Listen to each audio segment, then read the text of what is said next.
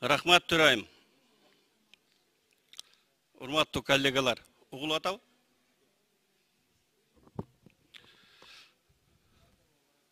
Кубанычбек мырза,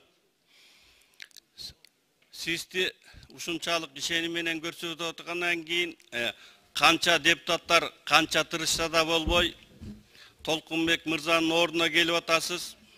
Значит, сиз андан дагы эки эсе кыйын болсоңуз керек. Ошон үчүн ишиңизге ийгилик каалайбыз.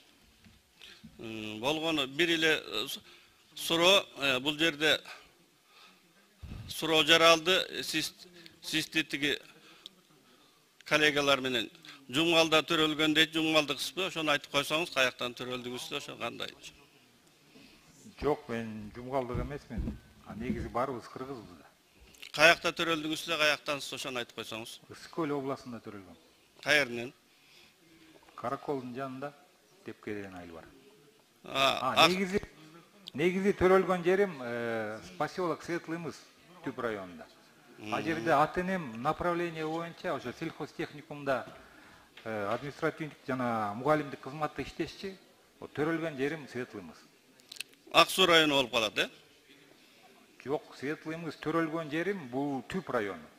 Түп району?